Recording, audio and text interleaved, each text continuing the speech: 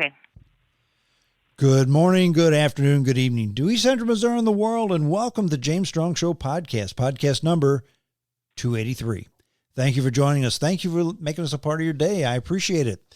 This podcast was recorded on the evening of Thursday, September the 1st, from the James Strong Studio in Western St. Charles County. It's the evening, not the morning, and I'm a morning person, not an evening person, so pardon me if I stutter and stammer just a bit, because I'm at the end of the day, not the beginning of the day. But there's going to be heavy lifting done on this podcast, so I need some help. We're going to talk about the student loan situation, and to help me do my heavy lifting is a very smart, very learned, very highly respected individual who has about 14 degrees of her own. Welcome to the podcast, Joe Schaper. How are you? I'm doing quite fine, James. And I guess you really don't have 14 degrees, do you? No, I've got 3. Okay. That's 3 more than I have. But this whole student loan forgiveness situation, everybody has an opinion about it. I know I do. I know you do. I know each of my dear listeners do. But I haven't really touched on it on the podcast, mainly because the conversations that I've had with people have been so polarizing. Shocking, I know, because that seems to be the way that everything is nowadays. And there's no middle ground. It's either everyone should get all the money they want because, after all, education is a good thing, or F those people, I paid for mine, they need to pay for theirs, and nothing in between. And I was going through Facebook. I think I was actually looking at old Jaguar stuff. And I saw something pop up, that a conversation you had with folks, and I read through all the posts, and 2 things piqued my interest with your post. First of all, you touched on the student loan situation. You presented a few scenarios that were, I would say, compromising, actually would probably work, had not been suggested that I've heard of by any politician. And also, even more, and I guess I'll say just made me smile, is the people that commented on your post. Some agree with you, some disagree with you. But there was no name calling. There was no mud throwing. There was no bomb throwing. There were conversations. And as I mentioned to you as we were talking before the podcast, I don't know if that's because of the calming effect that you have on people, or just the circle of friends and influencers that people that you influence that just tend to want to actually have a discussion. So before we get into the weeds, give me your theory on the whole student loan repayment program. What if Joe Schaper were president of the United States and could wave a magic wand? What would you do to fix this situation? Well, there are 2 things that I would do. And I'll preface this a little bit by saying I'm the first person in my family to ever go to college. And you came you came from a big family, and your dad was not a Rockefeller. Right, exactly. And I basically, while I was living at home, they would feed me, they would house me, but I had no money coming from the family to help me. I decided that I wanted to get a degree, and then I had to look at this. This is 1974, so we're going back. We're going back 40 years. Mm-hmm. But I needed to look at the situation, and I decided I went to 2 years of junior college with some financial aid and some scholarship. Got the AA degree. Then I could go anywhere in the state, and my general education credits were covered. Mm-hmm. And then I spent 1 year in town in St. Louis, going to actually a University of Missouri St. Louis, because I knew I couldn't afford to go away for 4 years. I spent the next year at SMSU, which is now Missouri State in Springfield, because I wanted to go away to college for a year, and not really party it up, but be out on my own a little bit before I went to work. Sure. And managed to get out of that situation with a loan of $960 in 1978 dollars, um, which is probably about $5,000 in today's world. Mm-hmm. Worked for 20 years, went back to get a second degree, this one in geology. Those credits from the general education that I had done 20 years ago, hey, they were still good. So all I had to do was bring up a couple of science and math courses and then start in the geology degree. Mm-hmm. I ended up getting out of that with working and, basically with no debt. And I realized What was your first degree in? I'm sorry. first degree is in writing. Okay. So basically, when I saw this thing, the second generation came along in my family, all who are my two nephews and a niece. They all now have 4-year degrees. Uh, no one has any crushing debt. I mean, they've got a little bit of debt, but all four of them are now, all three of them are now homeowners, and they're paying their student loan. They're fully employed, and but again, they did the 2-year college, and then one has got a math degree, one's got a history degree, one's got a criminal justice degree, and they're all using them in the field that they're doing it. Mm-hmm. So I knew it could be done. So when I hear these people, on the internet saying, "Oh, well, I'm $125,000 in debt, and what am I going to do now?" It's like, yeah, what are you going to do now? Well, you made a good point, and a point that's difficult to disagree with. And generally, most people are about 17, 18, 19 years old when they make the decision, sign on the dotted line to borrow all that money. They won't loan you a car if you're that old. They won't loan you money for a house, but they'll loan you money for education. Once upon a time, they used to call that predatory lenders. And I don't know that it's not predatory now, loaning somebody that kind of money. If you get a federal loan, you can get it pretty much on your own recognizance. If you're going to have to go to a private bank or a private lender, then you have to have a cosigner. Mm-hmm. One thing I've not heard of on any of this is, where are these cosigners? Yeah. If you took out a loan to get a car, and your mom's co-signed on the car loan, and for some reason you defaulted, they would go to your mom. Well, right. Where are these educational co-signers, and why are they?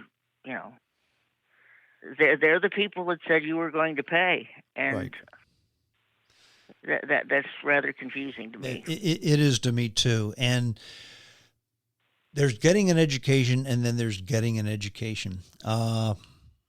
There's being educated, and there's being formally educated. And I'm not going to say that if you get a degree from UMSL, that's just as good as a degree from Harvard. I'm not going to say that, okay? However, I will say, even today, that if you go through the junior college, and then for the first 2 years, and then go through the 4-year state school for the next 2 years, you're not going to amass a whole lot of debt. And because you're just not. And I guess I liken getting money for a college loan to getting money for a loan for a car. Same thing. Okay, you can get a little bitty Kia Rio, or you can rent a Maserati. You don't need a Maserati. A Kia Rio will get you from point A to point B just fine. I think same with an education. If you get a 4-year degree using the community college and the state school, and then later on you want to go ahead and maybe get a master's or a second degree or something, I mean, then you'll have your job, you'll be gainfully employed, and you can do that.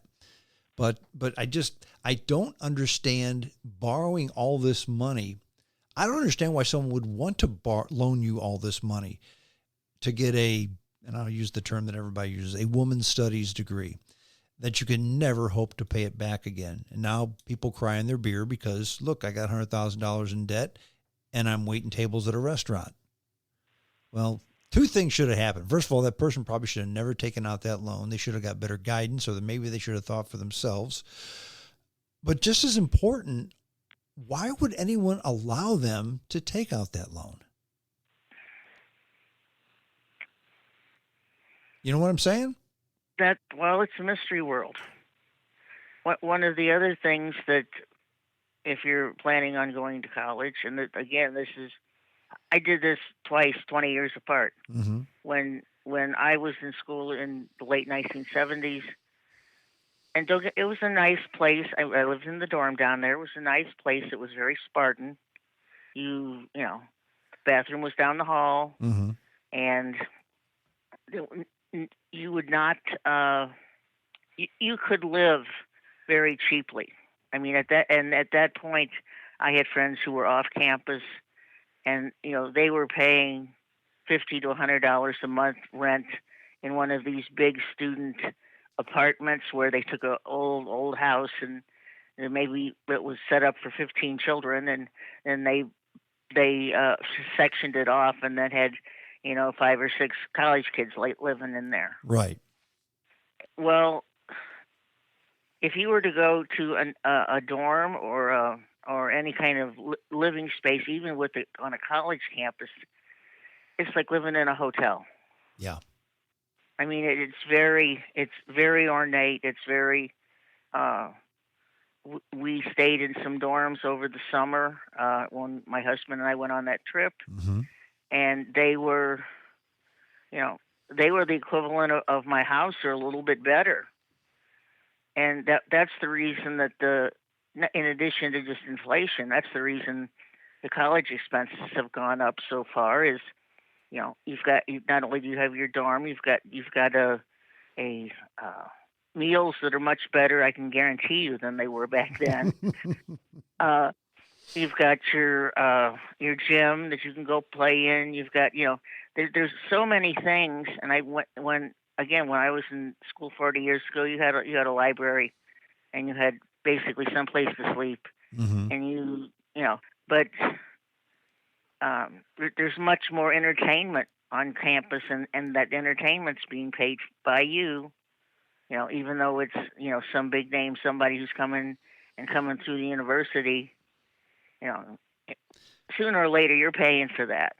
Well, and I think you hit the nail on the head. Of my 4 boys, 2 of the 4, I mean, they all went to college. 2 of them went. It wasn't for them. The other 2 went, and it was for them. And the 2 that went, and it was for them, the recruitment was unbelievable. They really do wine you and dine you when you come to go to these colleges. And they don't show, especially the kids, they don't say, okay, now here's our extensive library where we have more books than anyone else. Our teachers have degrees that are this, and that. And most schools have teachers with only 3 teachers like that, and we have 12. Well, I'll be quite honest. Number 1 son, he wanted to go to a Jesuit college, and he really did like Marquette up in Milwaukee. But he went in the wintertime, and he was less than thrilled with the weather in Milwaukee in the winter. So he went to a Jesuit college in Mobile, Alabama, where they had palm trees and a golf course.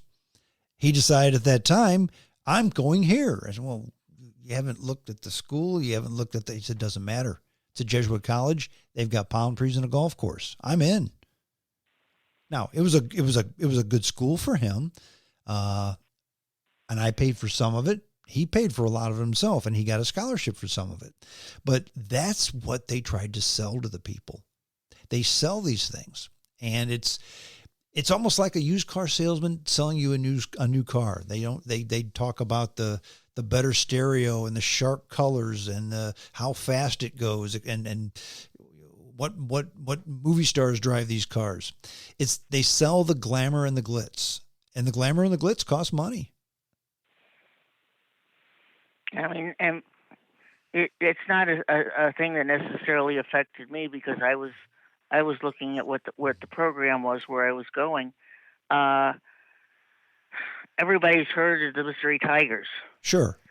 and hundreds of millions of dollars they bring it in. Yes, I'm not saying they don't, but in order to support that whole franchise, there are hundreds of millions of dollars that go out from Mm-hmm. the university. Mm-hmm. MSU, which is at Springfield, yes, they have a football team. Yes, they play, but you know, you're not going to go, on a Sunday. You're not going to be. They're not going to be just clogged down Glenstone to get to turn into the university to watch the football game. They're not in the SEC conference. Right. That is the truth in Mizzou. When I was going up there, I was older, of course. I tried to get out of town on Friday night before the town got clogged by everyone trying to get into town to go to the football game the next day. Mm-hmm. Mm-hmm. So, but if you're looking for a place, not just athletes, but if you're looking, oh well, yeah, we've got this really cool, university level football team. That's money. That's money that at a school that was more interested in educating people. That money would be going into the academics and not into the sport. And it's one of those things that it's a nice perk if you can afford it, but they cost money. Right. Well, I will say that there are a lot more people who go to Mizzou who are like children of alumni and things like that. Mm-hmm. I mean, I know that from when I was up there and I had my 1990 10-year-old Ford truck, and I went and parked in the parking garage right next to the Expeditions and the lower level Cadillacs and the Buicks, and I knew darn well none of those kids earned those cars. Exactly. They earned them because of the family they were born into, if you can call that earning it. But so you and I are kind of on the same page here. Let me throw you a curve, and I guess I'll be playing devil's advocate. And and some of the people on that Facebook post would ask the question, look, society is better off when we have an educated populace, which is not wrong. So why not let everybody go to school and have it all be free? What's the argument to that? Why don't we just do something like that? Well, the argument to that is, that was the state legislature that set up the A+ program for the people, and my was the first one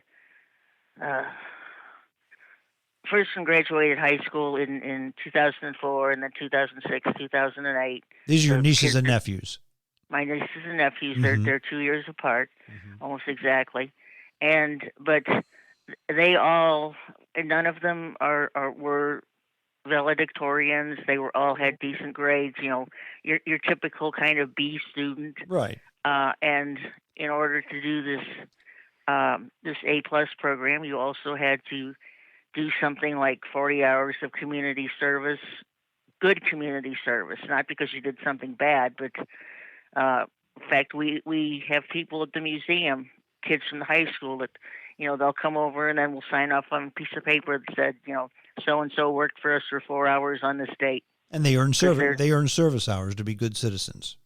Right, exactly. Mm-hmm. And when all three of them graduated, they had a 2-year free ride, tuition free ride, and books to any junior or community college they wanted to. They did not have to pay for that. So there are programs out there still. And they worked McDonald's to pay for their gas in their car, and and going out on Friday night or whatever. So I mean, it wasn't like it was they didn't have to do anything. And we're not talking about ancient history like when you and I were kids. We're talking about pretty recently, and that A+ program is still around, if I'm not mistaken. Yes, it is. So there is a path towards getting a good education if your family is not wealthy, and if your fairly bright and willing to work for it. Right. The two boys went to Merrimack, which is a local community college. Mm-hmm. The girl actually who was the youngest one of them. She took her A plus plus. She had a scholarship, and she went to Truman State for criminal justice.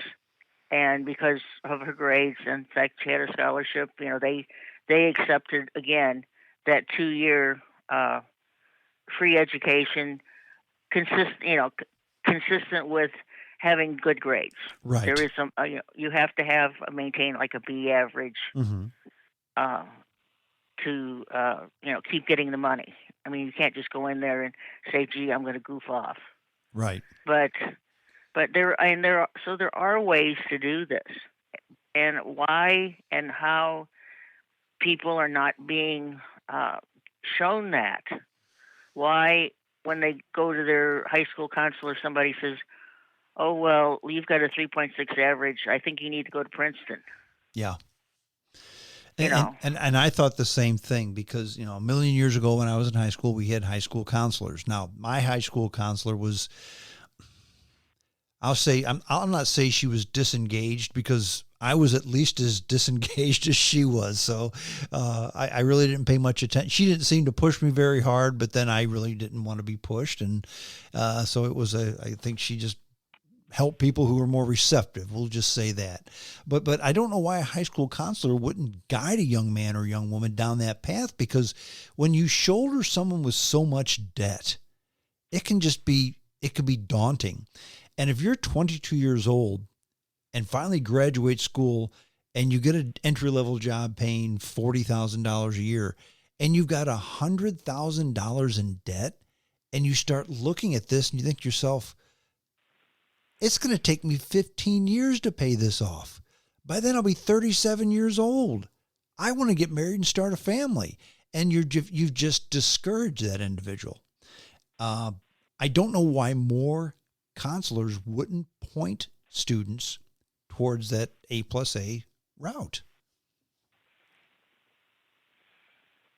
Well, and I guess it's a rhetorical question that I don't really expect you to answer, but it's one that I think needs to be addressed. Right? and in this, I'm going back to my youth, but basically, and a lot of the things about these about the oh, you're so much in debt for college. Well, you should have went to trade school. Some Yeah. of the people being bailed out are people who went to trade school and were promised the moon, and it wasn't cheap. Yeah. Well, go ahead. I looked up a couple of the trade schools in the St. Louis area, and they are charging like $15,000 for a year of for tuition. Mm-hmm. And granted, that's not as much as most of the colleges, But it's still a lot of money. It's still a lot of money, and you have to kind of look at it. I think you're 17 or 18. You don't know what you want to do with your life, and it just seems like, well, you've got three choices, and I'm really tired of school, and I just don't want to go to school anymore. Mm-hmm. Mm-hmm. And so choice A would be to go to the junior college or to do a 4-year college. Choice B would be to go to some trade school, and you really don't know if you want to cut hair for the rest of your life, or be an auto mechanic, or you don't really have a path in life, to say such. So then the third path is, unfortunately, we don't have the jobs that don't pay well, the things that are considered unskilled. The McDonald's. Mm-hmm. We're going to go down the street and we're going to be a cashier for some little store. Uh-huh. The difference being there is no fourth path. The fourth path, when I was in school, and a lot of people took it, was they went over and they applied at Chrysler and they put lug nuts on Chryslers. Mm-hmm. Mm-hmm. Until Chrysler went away, and they made really good money, and they had real good union benefits, but it was not really, they didn't have to go to school. It really was something that you could do on the job training. Well, but especially in this in this work environment right now. Those jobs are there right now. I mean, I live within almost a stone's throw of the GM plant out here. Okay, they're hiring right now. They're always hiring at that GM plant. Believe it or not, the company that I work at, the manufacturing company, we're hiring. In fact, we just hired another fellow who's going to start on Tuesday. And those jobs are out there. Construction jobs are out there. There's a lot of warehouse jobs that are out there. And because Amazon has moved into the area, warehouse jobs pay very well. They have to, or they'll lose their people to Amazon. I was in that category when I was a young man. I was done with school. I didn't want anything else to do with school. I wanted to get a job. And so I got into the trades. And I got a job sweeping up, doing manual labor in a machine shop. And at nights, I went to trade school. And I know in St. Louis County, they used to have the North County Tech, okay? And on nights or Saturday, you could go to trade school. Didn't cost much. I mean, it cost, I want to say it was like $40 a semester or something, very remedial. Anybody could afford it. And you didn't learn a lot, but you learn the basics. And I think that's just like any other job. I mean, you didn't come out of that school and be a fantastic writer. You probably picked up skills and knew how to do this or that, but writing comes through experience, just like trade school comes. You learn so much more on the job than you do in trade school. Is what I'm trying to get at. But that option is available. Well, and I actually want that option after I got out of college, when that I got a job in a print shop, got a job as a proofreader, and did not want to spend 40 years of my life, proofreading other people's mistakes. And I actually spent 2 years and went to South County Tech night school. Okay. And came out with a certificate in offset duplicating, but in reality, it was a general introduction to the printing trade. Right. Everything from doing layouts to running the plate makers, running the presses, running the binder equipment. Mm-hmm.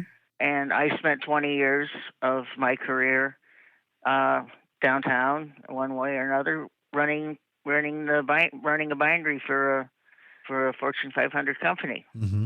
Mm-hmm. Actually just putting paper in one end and getting paper out the other. Getting booklets out the other. Mm-hmm. So, did I think when I went to school that I was going to be doing that? No. I was interested in writing, and I wanted to know how they took what people wrote and turned it into books, which meant that I got a job in a print shop, and then, I really want to know how this is going to work, and that I've got that additional training there.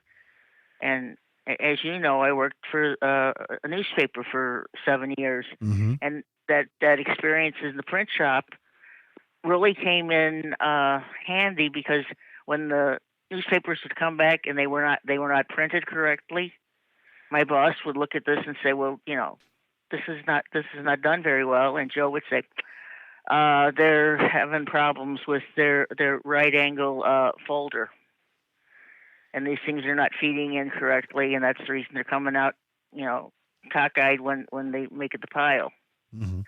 So I mean, I could look at what was going on and say and saying what was wrong with and we wanted to get out newspapers that looked halfway decent. Sure. So then then we could call the press, the printing company, and tell them, hey, you need to go adjust this thing the next time you run these. So it's an education is a lot of things. It's not just one thing anymore. Yeah, education and formal education, I think, is wonderful. G. Gordon Liddy, of all people, used to say, you should never get a 4-year degree in anything. He believed you should get a 4-year degree, a liberal arts degree, and then decide what you want to do and get your master's degree in that. That's what he believed you should do. I don't know if he was right or if he was wrong, but I can tell you that when I went to trade school, when most people I know went to college, they learned stuff. but what they did in the workaday world quite often was something different than what they learned.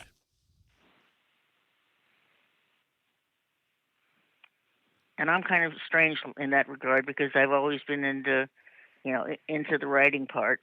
When I got the duplicating certificate from uh, South County Tech, my dad says, "What are you going to do? Lose all your fingers?" I was not known for being, very dexterous, particularly, and I said, "No." I said, "I'm going to run these machines," and that's pretty much what I did, and I still have all my fingers. But then you took your education and you segued into something different, and then you segued into something different, then you segued into something different. And, Right. and which is the same thing that I did. I went from working in a machine shop to being a low line supervisor to being a larger end supervisor to working with the salesman on applications to leaving that company, coming to where I am now, and selling. But you still use the machine shop skills. I mean, we Exactly. just had an instance this week, in fact, where it had to do with a running fit on a 6-inch bearing.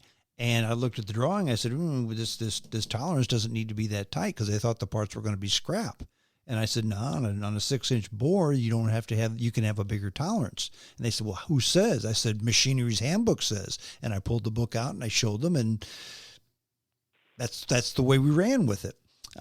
So I'm not making chips on a machine anymore, but my time making chips on a machine, I still use those skills almost every day.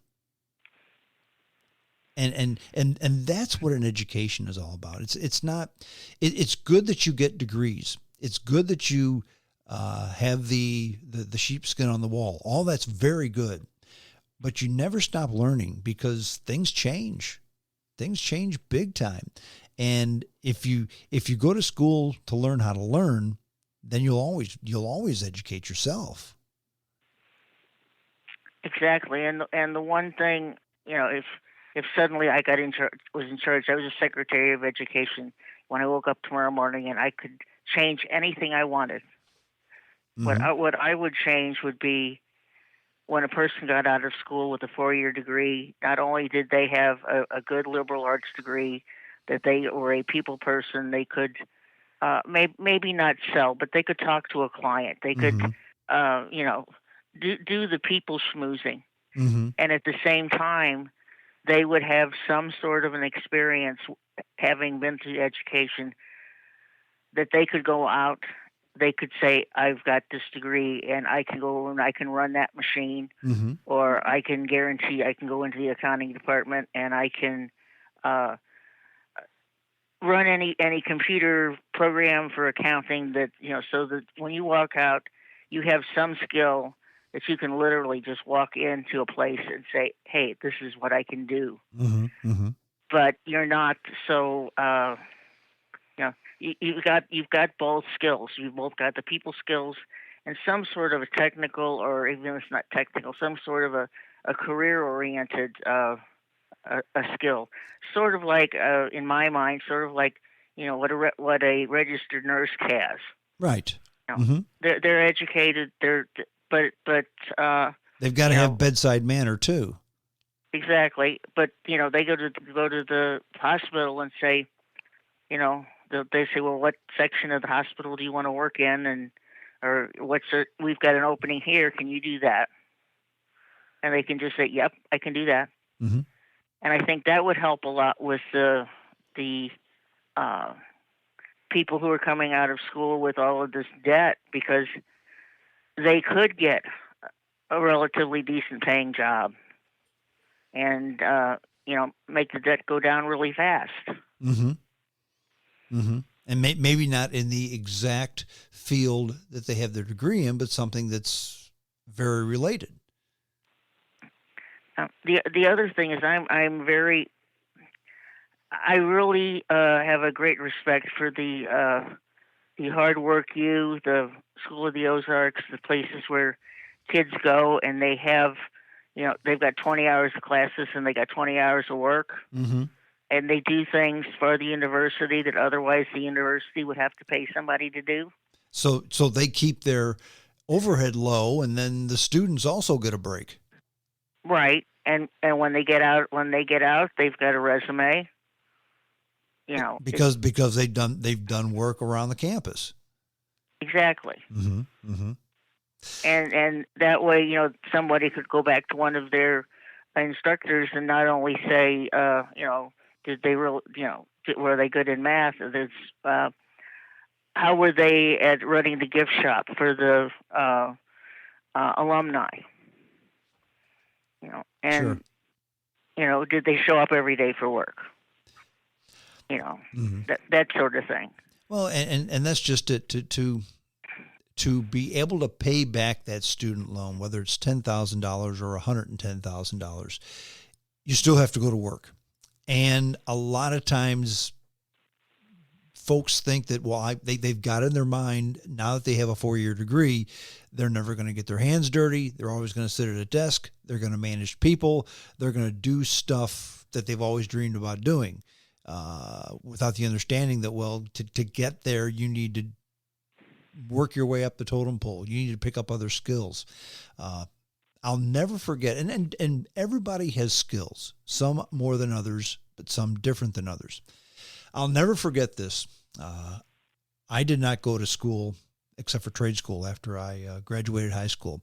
But then as I got more into machinery, I needed to learn the computer. At that time it was NC equipment. It later turned into CNC equipment, computer numerical control equipment.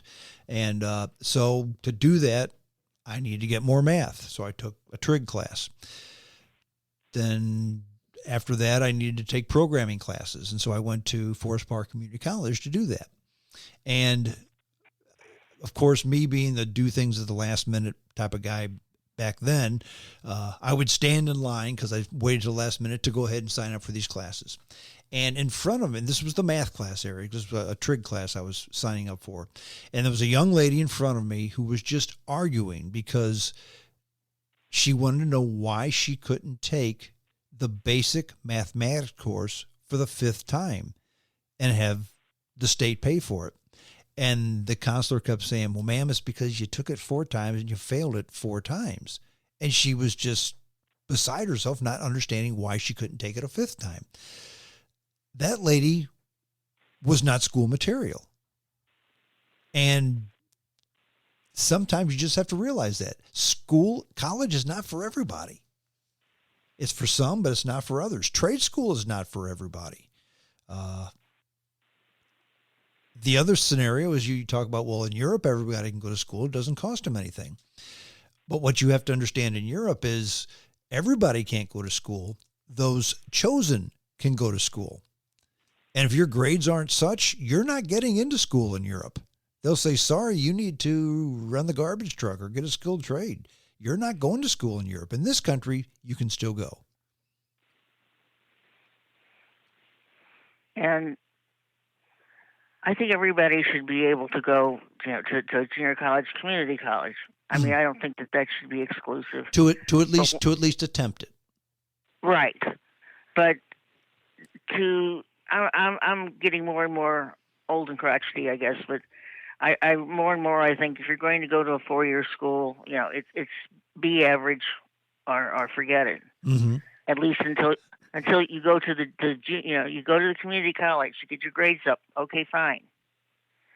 But there is a certain thing out there. You have to know how to study, and you have to be willing to devote the time to it.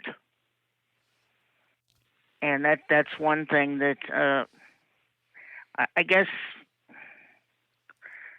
as a person, the second time I don't mind telling the story out of tail. Mm-hmm. Story out of school, because basically I took 3 times to go through calculus 1.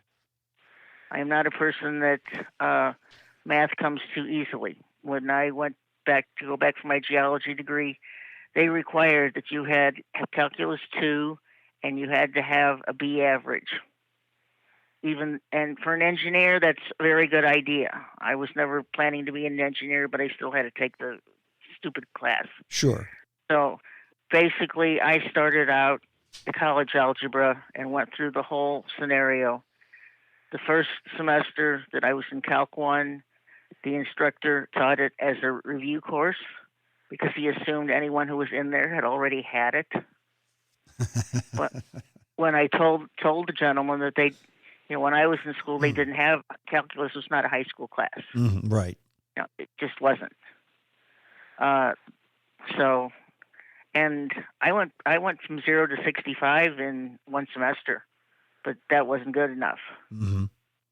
And the second semester, unfortunately, the day of the final was the day we buried my father. Mm-hmm.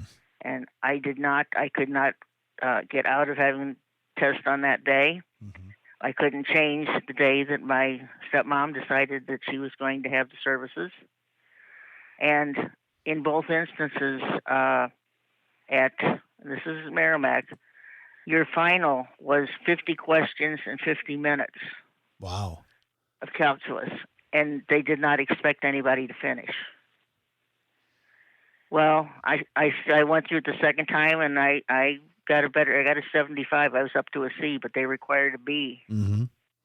And I went over to Forest Park that as a summer class. Mm-hmm. By now, I pretty much knew the material. It was just a matter of how do I get that grade. Mm-hmm. And at the end of the summer semester, go to the final, it was 10 questions and show your work. And I got an A. Third time was the charm. But so I mean, I believe me, I understand, the blood, sweat, and tears that you can go into having to pass a class. Mm-hmm. But, I also agree that I wasn't going any further than Calculus 2 because, I was never going to use it. And it just was not in the deck. But the degree required it, so you did it. Right. Mm-hmm. Mm-hmm. I think the best way to not get student debt though is to start out and not get it in the first place. Yeah. If you can do that. Oh, absolutely.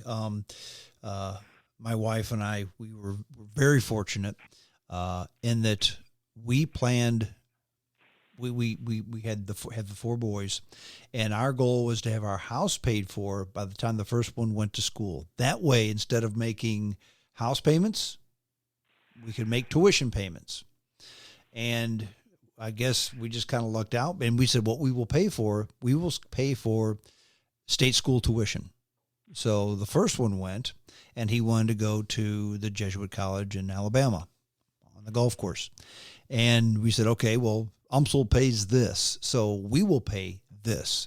Well, he got a half scholarship, and he got the money that we gave him, and then he paid for the rest himself. He did work study at school, knocked some of it off that way. He worked summers, he knocked some of it off that way. And when he graduated, he had a little bit of student loan debt, I believe, and he got that paid off, but it wasn't much. Number 3 son, he said, "You mean if I go to UMSL, you'll pay for it?" I said, yeah. He said, well, I may want to go to school out in California. So we went out to California. We went to San Diego State, University of San Diego, and UCLA. Those were the 3 schools we went to. And he was as enamored with the beautiful women out there as my son was enamored with the with the golf courses. But then when he found out how much it cost, he said, so you're going to pay for this, right, Dad? I said, no, son, I'm going to pay for X. You're on the stick for the rest of it. And these were state schools, 2 or 3 were, but he wasn't a California resident. So he was going to come out of there with $100,000 in debt. He said, thanks, but no thanks. And he went to UMSL, graduated without debt. So there's always a way around it. There's always a way around it. And I was kind of like you, whereas I came from a large family. My folks didn't have money for tuition. So if I wanted to go, I had to pay for it. I didn't want to go, and I didn't want to pay for it. And my sister was kind of like you. She was the first one in the family to graduate from university. And so she kind of had the similar path that you did. But there's always a way if you really want it. And if you plan, if you chart your course and make your plan, I'm determined that you can still do it without having stupid debt. A ton of it anyway. There's a young man that actually the museum has hired over the last 2 years. He was going to East Central College, community college. When he graduated high school, he worked a summer, and he bought, and I think his dad pitched in some. Basically, it's a CNC wood cutting machine, Yeah. and I have no idea what they cost, but it's not can't be that much. And he has been basically paying his way through college. He's now a junior. He went down to the University of Austin, but we've got a donor tree, like many places have donor trees. Mm-hmm. This guy makes leaves for us, you know. And then when we get people who are donors, then we say, okay, Joe, we got to, we've got 25 of these, and we need them imprinted with these names. Mm-hmm. And I run over to meet them at Union and trade them off, and a week or two later, I go over and pick them up with the names of the donors on them. Mm-hmm. I mean, we could spend $12 a piece for these things, but we're getting them cheaper than that and helping this kid out. That's outstanding. And it's just great because that's what he said. He's the oldest of 2 or 3 kids, and he said that's the only way I'm going to get out of college. Yeah, he found a way though, didn't he? And you can do this, and this is what kind of why do people not look? Yeah, I know there's always the easy path, but I mean, hopefully the younger people who are listening to this podcast won't think, well, here's 2 old crotchety people who are just trying to tell us what to do, and they really don't know what's going on. We're so fortunate to live in this country where there's so much opportunity and there's ways to do things, but they're not always the traditional way. I mean, how many kids would get a CNC woodworking machine and work with the local museum on helping them and helping yourself? How many people are going to do that? But there's as many unique and individual pathways as there are people searching for those paths. The fellow who was the best man at our wedding has 2 daughters. One of them works in St. Charles. She's a respiratory therapist at one of the hospitals. Mm-hmm. The younger one wanted to be an optometrist, and so what she did, and it's not cheap to go to optometry school. No. So what she did is she signed up for her ROTC with. When she talked to the recruiter, this is what I want to do, and I will complete college in 4 years, and then you can send me to optometry school, and then I get to spend 8 years putting eyeglasses on people in the Army. And that's how she paid off her debt. And it really, in that case, it was a trade-off. It wasn't, it was, this is your commitment afterwards. Mm-hmm. It wasn't that she actually had debt that was accumulating interest. It was like, nope, but you've got to, you're giving us 8 years of your life, and yes, we will pay you for this. But we're then going to be able to count on you being there when we got another bunch out of boot camp that needs better glasses. Mm-hmm. Mm-hmm. And, I honestly think we need more of that, not just, and military is fine, but more ways that people can put sweat equity into their education and then pay off their education by using it. Sure. Yeah, exactly.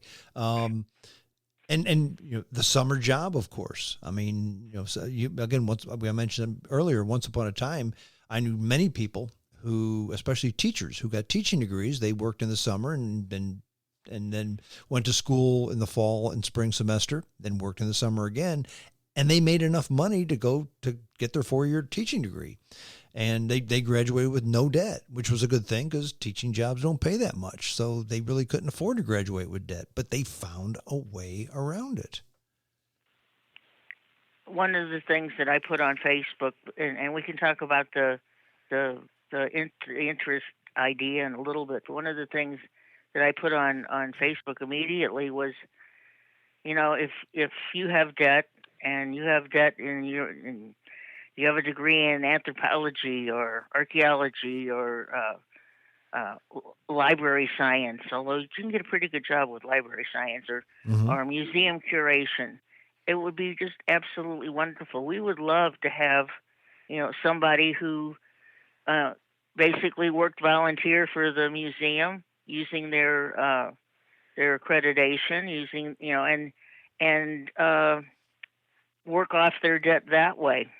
Maybe not for the next 20 years, but at least for a little bit, so the wolf wasn't at the door so immediately. Exactly. And then again, what's the kickback for them is when they actually go to get a job. They say they go to the art museum, they go to the history museum downtown or someplace, and they say, They've got a resume. "Oh, I've got a resume. I've actually have worked doing this stuff before."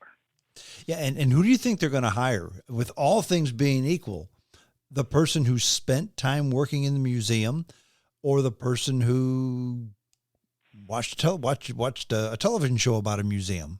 That experience means a lot. That actually got me my first job because I was doing work study down at SMSU for the newspaper. Believe it or not, and yes, this is back in the olden times. But when the college newspaper would come out on Friday, it came from the printer and it was not collated. So they basically hired us at whatever rate we were working for, for work study, to just sit there and put the pages together, and then fold it at the end. Just slip pages into each Hmm. other, and then fold it at the end and stack them up and take them out and put them on campus. Hmm. Well, when I went to get my first job at a print shop, they said, "Well, tell us your experience in a print shop." And I said, "Well, I don't have any, but I worked collating a newspaper for 9 months by hand." And there actually were some jobs in that print shop, things like stuffing envelopes. That they got the information in at 2 o'clock, and all the envelopes would get the the little newsletters would get printed, and they would be on the table by 3, and they had to be out of the door by 5. And sometimes, like the entire uh, operation, everybody stopped, and everybody spent 2 hours putting newsletters inside envelopes Because you had a deadline. because we had a deadline. Even the boss, everybody from if you were breathing, you were out there. Uh-huh. So which was not that was not my main job for them. Obviously, they did take advantage of the fact they had a degree, but you have to have something. And when I walked in and they said, what, I collated a newspaper, and it was said by hand. I said, they looked at me and I said, "Well, you know what collating is?" I said, "Exactly." And they said, after a little bit, they said, "Yep, okay, we think we can use you." You know, Well, Not exactly the most, highly intellectual thing to do, but hey, it's got to get done. and it was entry level, and that was your in. That's right. Hmm. And again, I try to catch myself. I don't want to sound preachy. Uh, I don't want to sound pompous and arrogant. But what I do want folks to understand is, if you really do have a dream, if you really do have a goal, there's always a way to get there. And the other thing, when you're 18 and you decide, I want to do this, very few people are doing the exact same thing they wanted to do at 18 when they're 28 or 38. They may be doing something similar, often in the same vein, but not the exact same thing. Because when you do a job and you say, okay, I thought I liked this, but this includes doing that, and that is really much better. And then you segue from this to that. And well, your writing degree. I mean, you got your writing degree, and then you worked in the printing press, and now you're semi-retired, and you write poetry. So you're still using it, the writing degree, but you're using it not so you can go ahead and add to the Joe Schaper millions, but because this is what you want to do to make you smile. And when I got to the print shop, I was the first person to go over there and work on the computer. And I've never had a course of, I don't have a degree in computer science. I just pretty much taught myself how to do, Microsoft Office, how to do Adobe's Creative Suite, how to do, a lot of computer programs. And, so I write the poetry. Then I get Adobe InDesign, and then I do all the setup, layout work on it. And then when I take it to the print shop, because I don't have a print shop in my basement, I could if I wanted to, but let somebody else have that hassle. Sure. But anyway, I can talk to the printer, the guy who's going to do it, in a knowledgeable format. I know enough about estimating that I can say, oh, well, that's a good job, good price for this job. No, I think you're overcharging me. Mm-hmm. And then at the end, I can look at the finished product and say, and either approve it or disapprove it. And that's not because I just have a writing degree, but I got that, I got printing, I got computers, and you put it all together, and you have books. And I've got 2 contracts right now with people that I'm putting together their books, and a third one that probably we're going to have done by the end of September. That my process in that is not writing. My process in that is doing the production to get to the final stage to give to the printer. You're helping the individual realize their dream by having them pay for your skills.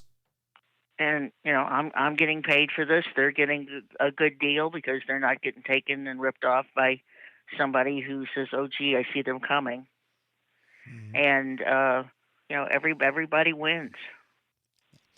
And again, if you keep your nose to the grindstone, if you stay focused, if you work hard, that's going to happen. Before we sign off, I want to give everybody the opportunity to, because you're a woman of many hats. I don't want to embarrass you because I know you're a modest individual, but Joe, you wear so many hats, you do so many things, and you live your life the way you want to live it. You're a true free spirit. Some of the people may not know all the stuff that goes on with you. How many poetry books do you have published right now? Right now, I've got 3 of them in print, and I've got 2 of them in waiting to. They are laid out, but they have not yet been printed. So I would say of mine, I would say right now is 3 of them in print, 2 of them waiting. So that's a total of 5. And if somebody is a poet, is an author, wants to put together some type of travel log or guide or whatever, and they need an individual to put this together for them, how can they contact you so you can help them out? And I actually have done things like memoirs for, Maxine. Yes. Maxine Chesky. Mm-hmm. She wrote her life story. Oh, really? And yes, she wrote her life story, and we put it together, and we got it printed so that she could give it out to her friends. For people who don't know her, this lady is 80 plus, and she has done an awful lot of things. And still doing it, by the way. Right, exactly. So if somebody wanted to contact me, the easiest way would be via the email, which is jo.a.schaper, SCHA, P as in Paul, ER, @gmail. Very good. Now, did you write the warning label in the front of Max's book? No. Reader beware of some of the content. No, the title is "I'm a Survivor." Yeah, and that's her title. Yeah. And she's is the old Bus Stop and Coffee Shop still up and operating? It's still it's not operating as a restaurant anymore. It's still operating as a gathering place, Right. Uh-huh. and yeah, it's For the still open every artists day. for the artists in the area. Right. Yeah. Very good. Very cool. That's on Highway 66 in St. Clair, by the way. Joe, I don't know how many problems we solved of the world today, but hopefully we gave some folks some insight. We had a conversation. We had a nice conversation. And for those of you who are curious as to what I was even talking about, go to Facebook, put Joe Schaper's name in, and look at some of the conversations that she has with some of these people. They're enlightening. They're refreshing. You're not going to agree with any of them, but you're not going to get your head ripped off for disagreeing either. No, everybody has everybody has their own story, and this is a good thing. Mm-hmm. And people can disagree without being disagreeable. Yeah. Yeah. I guess that's my logic in dealing with folks on Facebook. If people become disagreeable, okay, forget it. You're out of here. Yep.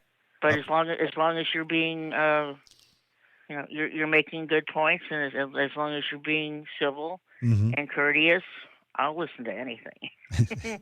Absolutely. Joe, thank you for taking time out of your evening to be on the podcast. Okay. Well, Okay. thank you for asking me, and we'll catch you later. Okay. Take care. Take care. Thank you, Joe. Well, that's it. We're done. JamesStrongShow@hotmail.com. That's the email address. Send me your email address, and I will send you a link to the podcast upon publication so you can download it and listen to it at your leisure. If you don't want to do that, just go ahead and look wherever you look for your podcasts and put James Strong or James Strong Show in there. You'll find it. I'm there. Okay. Thanks for listening. Until next time, this is James Strong saying adios.